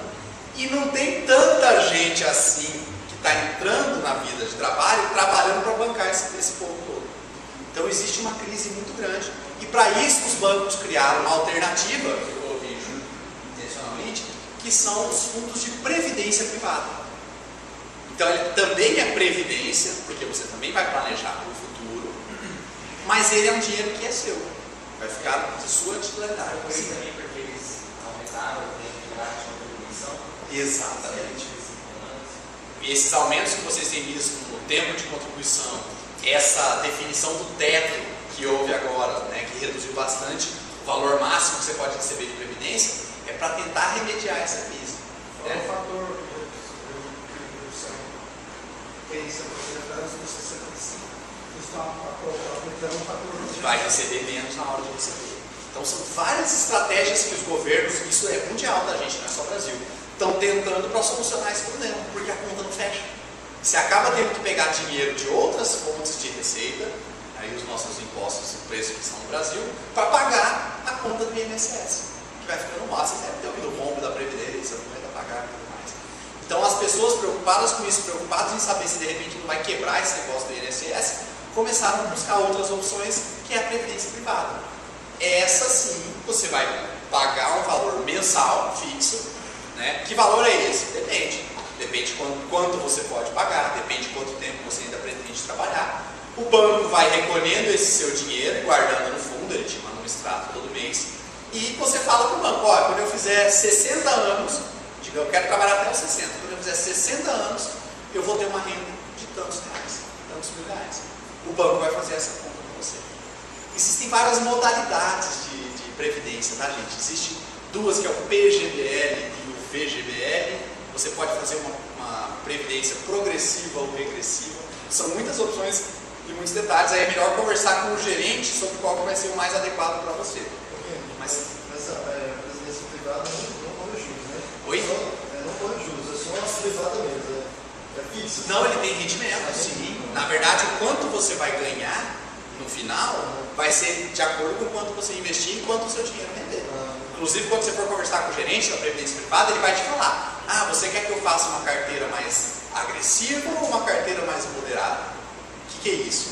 Se os investimentos que a previdência privada vai fazer vão ser mais dispersos ou vai ser só renda fixa mesmo, uma coisa mais conservadora. Então, por isso que eu disse, cada banco vai ter opções alternativas diferentes. Mas o importante é o conceito de você, de repente, não confiar a sua renda no futuro apenas à previdência pública, apenas ao que você está pagando no INSS, mas ter uma alternativa. Tá? Então, a previdência privada vai vir no formato de um boleto, que você vai pagar todo mês, esse dinheiro vai render. Normalmente, a previdência privada vai ser para os próximos 15, 20, 30, 40 anos guardando dinheiro. Mas, realmente, o que você vai ter de resultado no final é um valor muito considerável. Eu vou mostrar a conta como é que funciona na simulação. Ah, então, oi. No Brasil, a previdência privada, ela não tem um estigma um pouquinho negativo com relação aos bancos? Na insegurança, sei lá, quebrar o banco tal. Uma das preocupações, como você vai fazer o investimento por 40 anos, né, você não faz a mínima ideia como vai estar a economia daqui a 40 anos, assim como o banco. Né? Então é importante que você faça o seu programa de previdência privada numa empresa sólida. Né? Então você vai ter que ter essa confiança no futuro do teu banco. Mas o Estado, no caso do governo, não dá nenhuma segurança para investidor de previdência privada e banco privado. E nem estatal também. O estatal é o próprio país, né? Você tem que confiar nele, mas o banco privado, a tua confiança é no banco. Mas eu gosto de usar sempre um exemplo, Laura. Não sei se vocês vão se lembrar, mas teve uma época um banco chamado Banco Santos que quebrou. E aí todo mundo que tinha dinheiro investido no Banco Santos, tinha um fundo de investimento, uma previdência privada, ficou preocupadíssimo. Falou, caramba, o banco quebrou, não vou receber nada pelo dinheiro. Não é verdade. Por quê? Porque quando você investe o seu dinheiro num fundo de investimento, ou num fundo de previdência privada, que também é um fundo de investimento, é criado um CNPJ do fundo. Então o Banco Santos, na verdade, ele não é o dono do dinheiro que está ali, ele é o administrador daquele dinheiro. Tá? Então até teve, por exemplo, tinha um fundo no HSBC que tinha comprado alguns títulos, que eles chamam, do Banco Santos. E o fundo do HSBC perdeu dinheiro. Por quê? Porque o Banco Santos quebrou. Como se ele tivesse comprado ações do Banco Santos. Entendeu?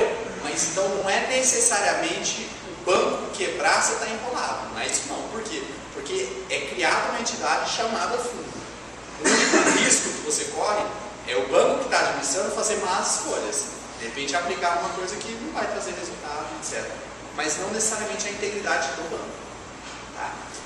Grandes vantagens da previdência privada. Primeiro, se você optar pelo PGBL, que é um dos formatos de previdência privada, você pode abater o valor que você está investindo no fundo de previdência do quanto você pagaria de imposto de renda. Então, de repente, quem paga imposto de renda muito alto, essa é uma alternativa legal. Você consegue abater um pedaço disso, até 12% do que você paga, no seu imposto de renda.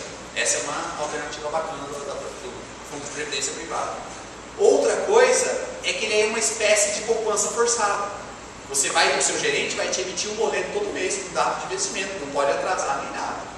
É claro que se você quiser deixar de pagar, você liga no banco e fala, quero cancelar esse negócio aí. Você vai perder o dinheiro e tal, mas você paga. Mas a grande vantagem é porque ela vai te forçar a todo mês guardar alguma coisa. Então ela vai te forçar a ser planejado e pensar no teu próprio futuro. Tá? Então, minha principal recomendação para o fundo de previdência é essa vantagem de todo mês ele ser aplicado. Embora nos fundos de investimento, se você quiser, você também pode criar um dispositivo desse. Quem usa o Banco do Brasil, na internet você pode falar assim, aplicar R$200 no fundo BB Renda Fixa 1000, é o nome do fundo. Aí você coloca lá, todos os meses do dia tal aplicar esse mesmo valor. Aí ele aplica automático, o dinheiro já desaparece no dia 5 ali. Né? Então uma outra alternativa. Eu sempre recomendo essas formas forçadas, porque você não precisa lembrar e você já pensa que você ganha menos, porque aquele dinheiro já está guardado para aquilo. Né? É muito mais garantido de você ter dinheiro. E por último eu coloquei as ações. O investimento em ações, pessoal, eu sei que todo mundo associa com risco, todo mundo associa com perder dinheiro, porque realmente a renda que você tem de ações não é renda fixa, é o que a gente chama de renda variável. Então, de repente, se as ações vão bem em um determinado mês, você ganha mais. Se as ações vão mal, você pode chegar a perder dinheiro. Perder todo o dinheiro, muito improvável. Não acontece há muito tempo, já no Brasil, mais de 30 anos. Você vai perder todo o seu dinheiro nas ações. Né? Contanto que você esteja investindo com orientação. Ou você mesmo estudando, pesquisando, ou através das pessoas que trabalham no banco. Né? Todo banco tem uma seção que chama Asset, que cuida desses investimentos em ações. Então você pode pedir orientação, se vale a pena investir naquela ação e tudo mais. Só tomar muito cuidado com as previsões. Né? Porque se o cara te fala assim, ano que vem a gente está prevendo que a Petrobras vai aumentar 30%. Às vezes no ano que vem a Petrobras cai 10%. Acontece várias vezes. Então o investimento em ações é um investimento de maior risco. No entanto, se a gente pegar um gráfico mostrando como evoluiu o dinheiro de alguém investindo em ações nos últimos 5, 10, 15 anos, vocês vão perceber que tem período onde as ações dão mais dinheiro do que a renda fixa. Então, se você está disposto a correr algum tipo de risco, você pode fazer os investimentos em fundos de ações. O que eu recomendo quando eu dou curso de ações? Antes de você chegar abrindo conta, sair comprando ações, investe, tem um negócio chamado Fundo de Investimento em Ações. No Banco do Brasil tem um fundo que você consegue investir R$200.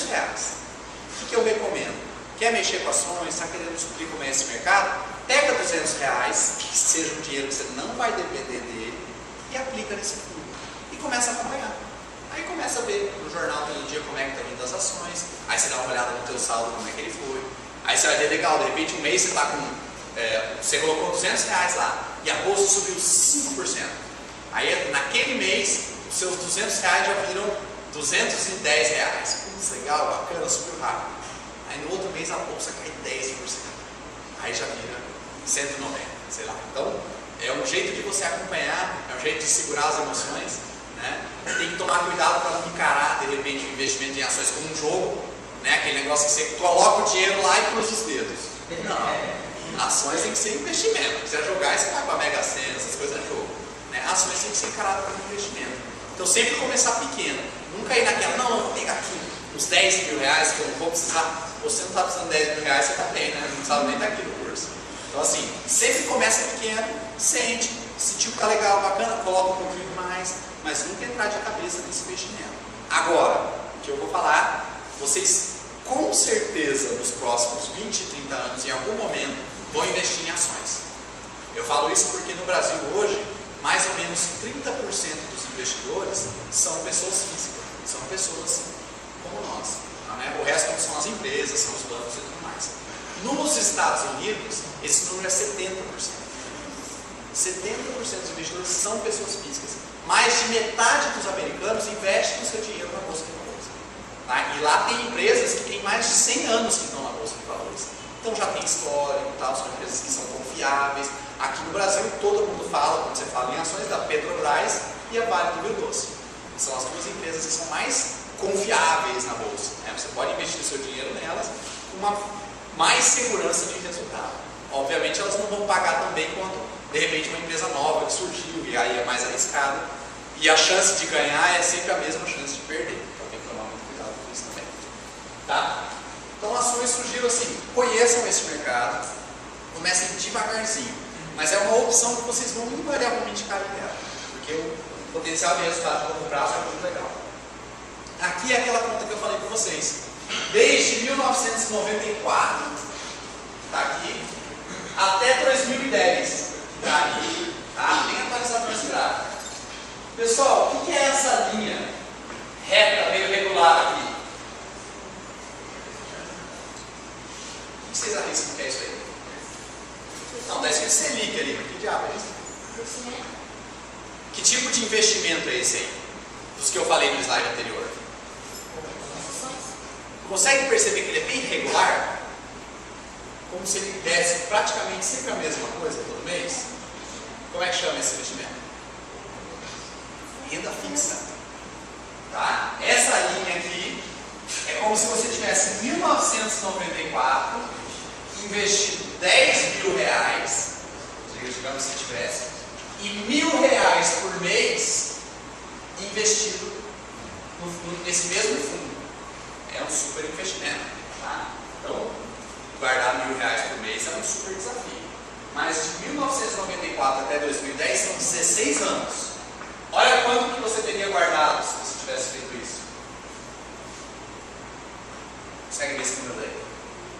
R$1.219.119. Colocando R$10 mil e R$1.000 todo mês de investimento. Em 16 anos. Legal, né? Começou a ficar mais atrativo o negócio. Agora sim, não é aquele R$1.126. Tá? Eu vou colocar uma planilha para a gente fazer umas simulações bacanas aqui, talvez mais realistas, que eu acho R$1.000 por mês meio inviável, talvez para a maioria aqui. Então não é um número tão legal, mas é bacana ver o potencial de crescimento. Outra coisa, galera, vocês percebem como a linha da renda fixa é bem equilibradinha? Dá para ver certinho aqui, porque todo mês está dando a mesma coisa. Agora, a outra linha, pessoal, é Ibovespa, que é o índice da Bovespa, a Bolsa de Valores de São Paulo, que são as investimentos em ações do Brasil. Olha que loucura. Isso aqui, foi aquelas altas que a gente ouviu em 2003, 2004, 2005. Alguém consegue ver a crise, os efeitos da crise? No finalzinho de 2008? Lembra da tal da crise nos Estados Unidos? Lembra que só falava de crise, que era tudo chato? Olha o que aconteceu na crise. Num período de 6 meses, se você tivesse 1.300.000, você voltou atrás para R$700 mil. Período de 6 meses, gente. Entenderam o perigo do investimento na bolsa? Por isso que é importante conhecer antes de sair entrando e etc., antes de acompanhar. Teve um problema muito grande nesse período, porque olha que loucura. 2003 para frente, o mercado praticamente só subia. Então teve gente que começou a investir em 2003 e colocava ações é o futuro. Ações é o que você tem que investir, é a coisa mais fácil que tem. Você bota o dinheiro garantido. E aí teve um cara que em 2008 ouviu essa dica, falou: o que? O garantido está dando 50% ao ano desse negócio, vou investir todo o meu dinheiro. Não. Perdeu 50% em 6 meses. Voltou 100 mil, saiu com 50 mil. Tá? Então renda. Tem um irmão do cliente nosso que não pegou parte do comprador que vendeu, foi bem nesse momento aí, cara. Mentira. Imagina. Teve uma fazenda lá, R$1 milhão, sei lá, e perdeu. Então assim, O investimento em ações tem que ser feito com muito cuidado, tem que estudar, tem que testar, tem que perder dinheiro para ver como é que é, para ver se o coração aguenta. Não é para todo mundo, já aviso vocês, que é bravo o negócio. Mas o mais, então, eu queria mostrar essa diferença, né? Renda fixa e renda variável, o que significa. Mas o mais importante desse gráfico é aquele número lá no final. Porque a gente fala, gente, o que são 1.200.000 reais? É grana. Eu não sei nem direito explicar o que é, o que dá para fazer com 1.200.000 reais. É muito dinheiro. E se eu investir 10 mil reais, 1.000 por mês durante 16 anos, eu conseguiria ter 1 milhão de reais. Vamos trazer essa conta um pouquinho mais para a realidade, mas para a gente ver qual que é o potencial dos juros compostos, o potencial da gente guardar essa grana toda. Ah, eu tinha feito esse slide, tinha me esquecido. Então aqui são os tipos de fundo, tá? Né? Fundos DI e renda fixa, são aqueles mais garantidos, mais conservadores. Os fundos multimercado, aqueles que investem em várias coisas diferentes. Os fundos de ações, que é o que eu recomendo quem quiser mexer com ações começar. E tem também os fundos cambiais. A gente estuda de vez em quando investimento em dólar, etc, mas faz muito tempo que o dólar não é mais um bom investimento, tá, gente? Está muito desvalorizado, perdendo cada vez mais. Teve um investidor chamado Warren Buffett, que é um dos grandes investidores americanos, e ele ganhou dinheiro em 2008, 2009 com R$1. Olha que loucura, ele pegou os dólares dele, vendeu e comprou tudo em reais. E o real se valorizou muito em relação ao dólar nesses últimos anos. Então assim, o dólar tem sido um investimento para a pessoa física que eu altamente não recomendo, é igual o ouro. Tem gente que acha que o ouro é um grande investimento, etc. Para trás foi, mas hoje em dia o ouro tem um potencial de valorização muito baixo. Então eu assim, não recomendo de forma alguma usar fundo cambial. Recomendaria sim, se de repente você faz negócios com os Estados Unidos e etc, você precisa de câmbio. Mas para investidor normal, eu recomendaria ir até o fundo de ações, os fundos de ações. Pessoal, essa aqui eu acho a parte mais legal desse evento hoje. É a hora que a gente pode fazer algumas simulações. Essa planilha eu também vou disponibilizar depois para vocês distribuírem para a galera, tá? Para quem quiser fazer as próprias simulações. Então, deixa eu sair aqui do PowerPoint e abrir o Excel, e a gente já faz uma simulação. Bora. Será que eu aumento um pouquinho a letra, pessoal? Está muito difícil de ver aí?